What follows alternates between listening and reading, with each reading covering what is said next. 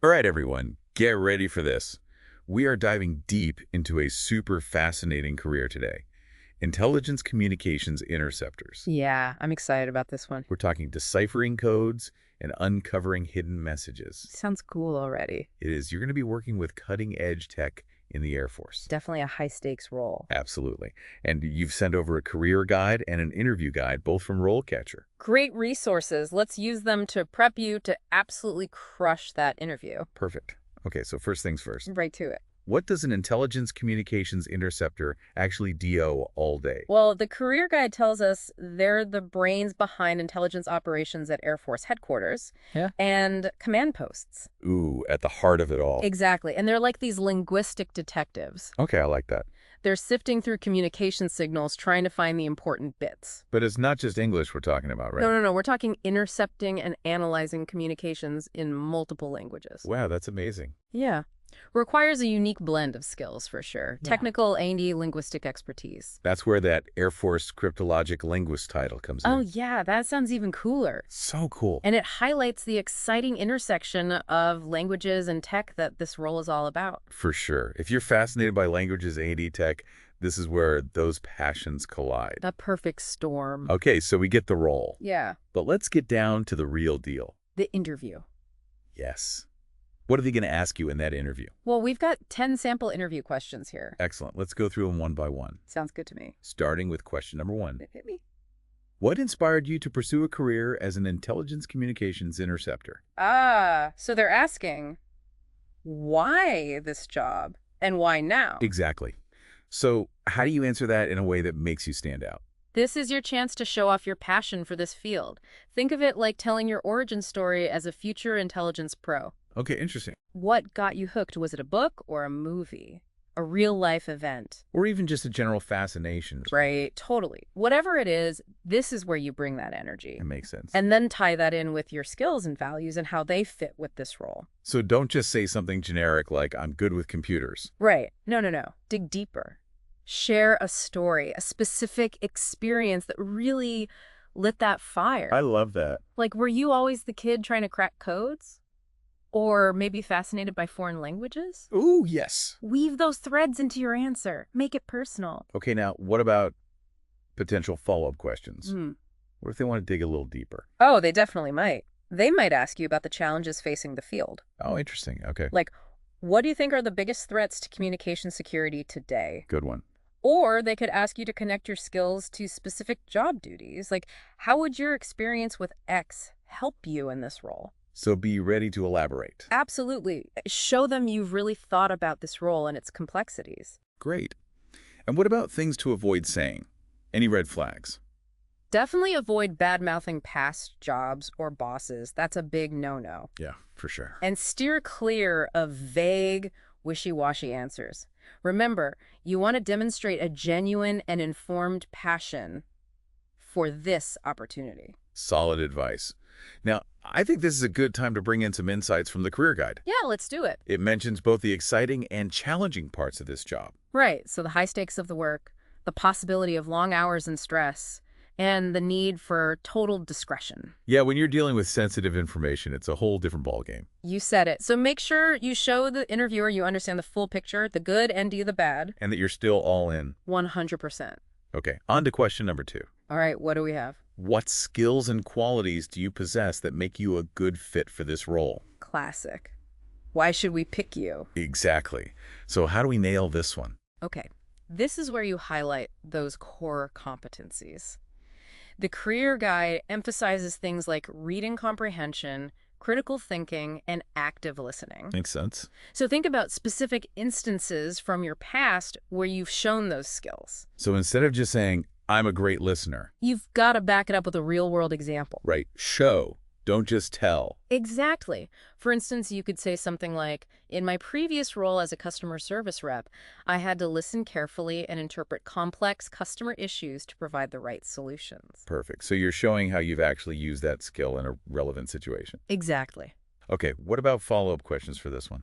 They might ask you to elaborate on a specific skill or quality. Okay. Or they might throw you a curveball, like a hypothetical scenario. Oh, interesting. To see how you'd apply your skills in a tricky situation. So be prepared to think on your feet. Absolutely. And give those concrete examples that showcase your strengths. Great. Any pitfalls to avoid here? Yeah, don't just list skills without any context. Yeah. And definitely don't try to claim skills you don't have.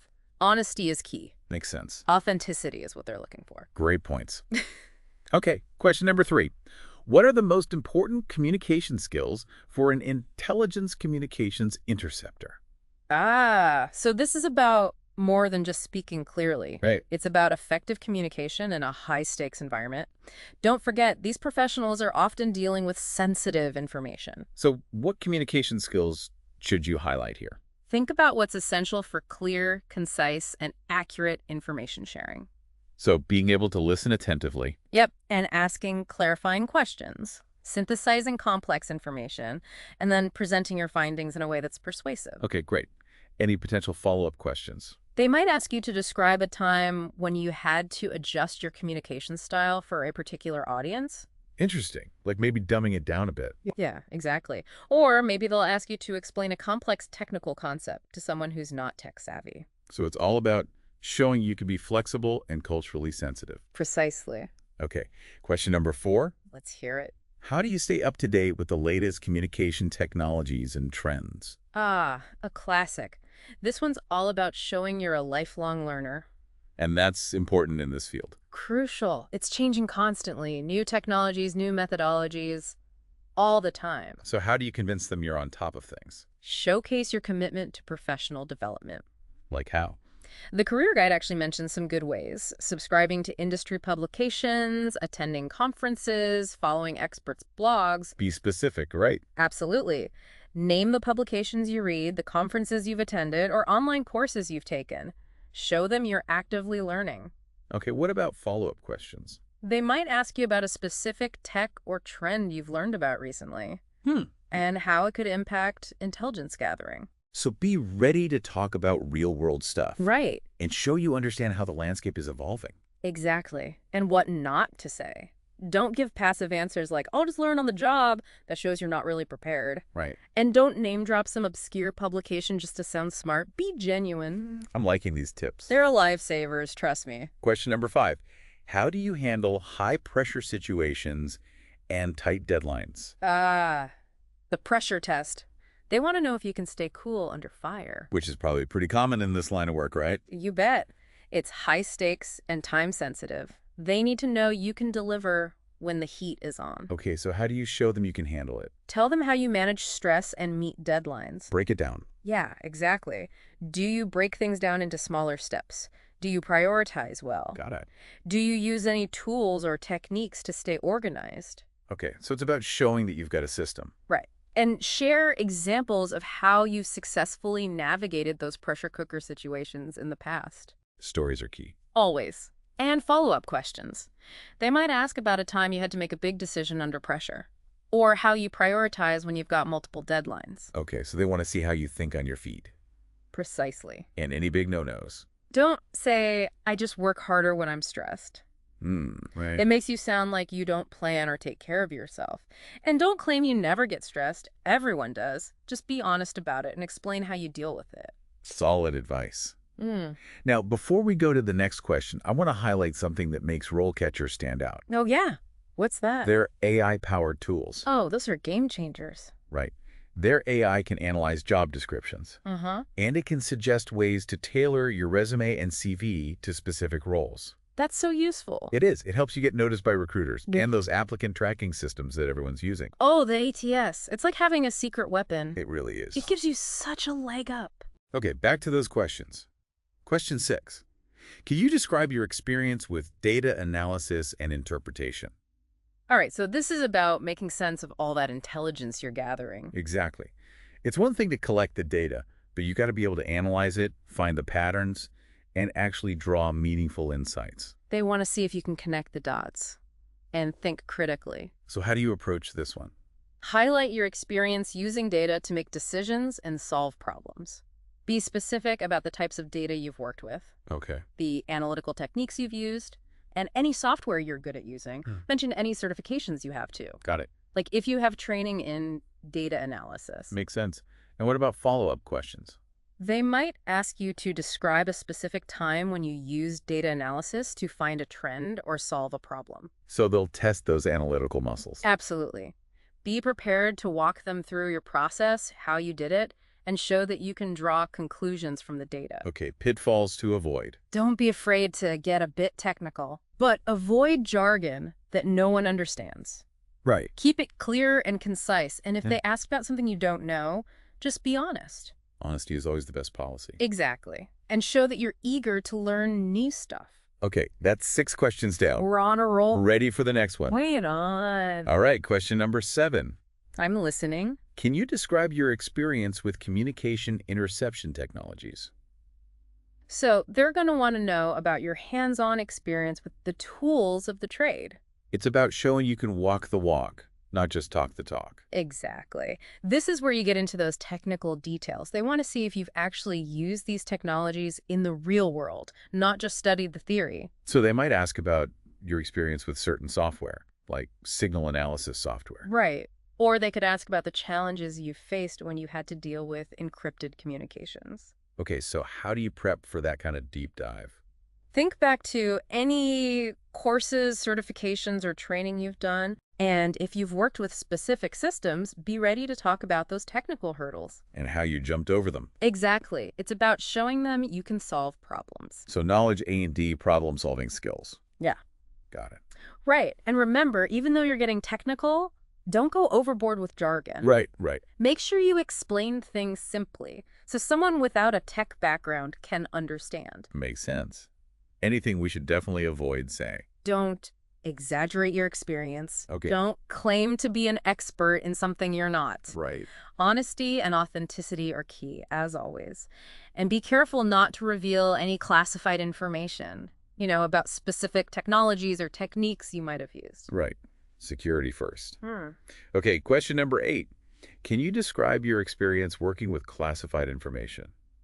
This one feels a lot more serious. You're right. The vibe is definitely different here. This is about trust, discretion, Okay. and understanding those protocols around classified information. It's like they're trying to figure out your character. Exactly. They might even throw you a curveball with some hypothetical scenarios, like, what would you do if you accidentally came across classified info you weren't supposed to see? Ooh, tricky. Right. Or how would you handle a situation where you thought a colleague was mishandling sensitive data? Tough questions. How do you prepare for that? Emphasize your understanding of data security and your commitment to following the rules. Okay. If you've worked with classified info before, definitely highlight that. Talk about how you maintain confidentiality and stuck to the security guidelines. So you're painting a picture of yourself as someone they can trust. Exactly. Someone who's responsible and will handle sensitive information with care. Got it. What are some common mistakes people make with this question? Never downplay the seriousness of handling classified information. Right. No jokes about security breaches. Don't treat the protocols lightly. Yeah. And absolutely no talking about specific classified info from past experiences. Okay. So focus on those principles and procedures, not specific examples. No. Okay, 3 more questions to go. Question number 9. How do you maintain situational awareness while intercepting communications? This one sounds like it's about staying focused, even when things are crazy. You're right on the money. This job demands a lot of vigilance. You've got to process information quickly and accurately. It's almost like air traffic control, but for communication signals. Great analogy. They might ask you to describe a time when you had to juggle multiple communication channels at once. Right. Or how you prioritize information when you're drowning in data. These questions are all about your mental agility. Can you multitask? And deal with stress and fatigue. You got it. So it's not just about being able to focus. It's about making quick decisions when everything's hitting the fan. Exactly. So how do you show them you can handle that chaos? Talk about your own techniques for maintaining focus and staying aware. Do you use specific software? Organizational methods? Do you have a system for prioritizing that incoming data? And share those examples of how you've stayed on top of things in those high-pressure moments. Great. What should we avoid saying here? Don't say you never get overwhelmed or distracted. All right. We're all human. Exactly. Be honest about your limits, but also talk about how you manage that information overload. And show them you can adapt to keep things under control. Okay, last but not least, question number 10. How do you ensure that your work complies with relevant laws and regulations. This feels like a big one. It is. It's all about ethics, knowing the rules of the game. Showing integrity and a strong moral compass. Absolutely. They might throw in a hypothetical situation here, too. Like, what would you do if you were given orders that you thought were illegal? Another tough one. Right. Or how would you handle it if you found out a colleague was doing something unethical or illegal? Those are real ethical dilemmas. So how do you prepare for that? Familiarize yourself with those key laws and regulations in the intelligence world, like the Foreign Intelligence Surveillance Act, the Privacy Act. Showcase that you understand those frameworks and that you're committed to working within the rules. So it's not just about blindly following orders. It's about thinking about those ethical and legal implications. Exactly. You want to show them you're both knowledgeable and principled. Got it. What should we not say? Don't make light of the laws or regulations. Okay. No saying things like, I'll figure it out as I go, or that's probably not a big deal. Right. That shows a lack of respect. And obviously don't admit to any past ethical slips or illegal stuff. Okay. Honesty is key, but also presenting yourself as someone who takes those rules seriously. Exactly. Wow, we just tackled 10 tough interview questions. Yeah. And we dove deep into what it takes to succeed in this role. We covered a lot of ground. But before we move on, I want to circle back to those AI-powered tools from RoleCatcher. Oh yeah, those are lifesavers for anyone prepping for a job interview, especially in a competitive field like intelligence. Right. Their AI can help you tailor your resume to specific roles, making you stand out to those recruiters. And those applicant tracking systems, too. The dreaded ATS. It's like having a secret weapon. It really is. Gives you such a competitive edge. Okay, so we've covered the role, those tough interview questions, and the awesome tools RoleCatcher has to offer. But let's shift gears a bit. Let's say you ace the interview. You get the job. What's next? Where do you see yourself in 5 years? Great question. The career guide actually outlines 3 typical career stages for Intelligence Communications Interceptors: entry-level, junior, and senior. Ooh, like a roadmap. Yeah, it shows you the potential for growth in this field. So it's not just about getting the job, it's about thinking long-term. What are your goals? Exactly. Do you want to be a leader? Specialize in a particular area? Or maybe pursue further education. Advanced degrees, certifications. Those are all great things to think about. Shows ambition, which employers love. And it helps you make those strategic choices about your career path. Right, and find those opportunities for professional development that align with your aspirations. Okay, before we wrap this one up, I want to leave our listeners with a little something to think about. We've talked a lot about the technical skills and the knowledge you need. But what about the human element? What are some personality traits that are super important for this role? That's an interesting question. Technical skills are essential, but they're not everything. You need a certain mindset to really thrive in this kind of high-pressure world. So what are some of those key personality traits? What makes a good Intelligence Communications Interceptor truly exceptional? Well, I'd say first and foremost, curiosity. Okay. You got to be thirsty for knowledge, want to understand how things work. Always digging deeper. Exactly. You're always dealing with new info, new technologies, new challenges. So that curious mind is essential. Keeps you engaged and motivated. Right. So it's not just about following the playbook. No. You've got to be proactive. Exactly. And another thing, persistence. Intelligence work is rarely easy. I can imagine. Lots of incomplete info, confusing situations, setbacks. Right. You got to be tough, resourceful, able to adapt and keep going. Don't give up easily. Exactly. You need that drive to push forward, even when the answers aren't obvious. Okay. Curiosity, persistence.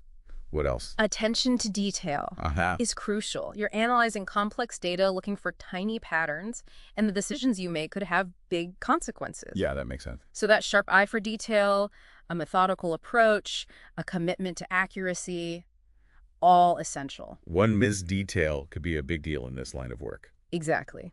And finally, you need strong interpersonal skills. Intelligence work is a team sport. Right. You're collaborating with others, explaining complex stuff to decision makers, maybe even interacting with people from different cultures. So you got to be a team player, a clear communicator, and culturally sensitive. You nailed it. Those qualities help you build trust, work well with others, and make sure information is shared the right way. Okay, so we've got curiosity, persistence, attention to detail, and those strong interpersonal skills. Sounds like the recipe for success. It really is. Those are the things that separate the good from the truly great. in this demanding but rewarding field. So we've talked about those key personality traits: curiosity, persistence, attention to detail, and strong people skills. It's interesting how much those human elements still matter, even in a field like intelligence. Totally agree. Tech gives us amazing tools, but it's still humans who have to make sense of it all. Connect the dots, make the tough calls. It's that blend of human insight, achy tech power that makes this role so fascinating. For sure. Okay, so we've really covered the Intelligence Communications Interceptor role. Okay. We've gone through those 10 interview questions, talked about what they're really looking for, and even highlighted the awesome tools RoleCatcher has to offer. Yeah, you've given folks a lot to think about. But before we wrap up, I want to leave our listeners with a final thought. Okay, I'm intrigued. What is it? We've talked about staying up to date with the latest technologies. Uh-huh. But how do you think AI and machine learning will change the role of an Intelligence Communications Interceptor in the future? That's a great question. We all know AI is already impacting intelligence work in a big way. Yeah, it's incredible how much data it can process, how quickly it can pick up patterns, even translate languages. It's mind-blowing. It really is. So the question becomes, how will human intelligence professionals adapt? Yeah, is AI going to replace them? That's the million-dollar question, isn't it? Or will AI become more like a partner? Help them do their jobs even better? I think that's more likely, augmenting human capabilities, freeing people up to focus on the stuff AI can't do, like the higher-level thinking, the intuition, creativity. It's not human versus machine. It's more like human with machine. Exactly. Maybe the future Intelligence Communications Interceptors will be working alongside AI systems, using their human smarts to guide the machine. And their tech skills to understand the results. Right. Or maybe they'll be the ones managing those AI systems, making sure they're being used ethically and effectively. That's a lot of responsibility. It is, but it's also exciting. It's a whole new frontier. It really is. Something to think about as you're prepping for that interview and picturing your future in this field, how AI might change things, and what skills you'll need to succeed. It's definitely a future worth exploring. All right, everyone, that's a wrap for our deep dive into the world of Intelligence Communications Interceptors. We hope you found it insightful, engaging, and maybe even a little bit inspiring. It's a fascinating field with so much potential. It is. And remember, this is just the beginning of your journey. Don't forget to check out RoleCatcher and all the amazing tools they have. They can really help you take your job search and career prep to the next level. Absolutely. Until next time, happy decoding.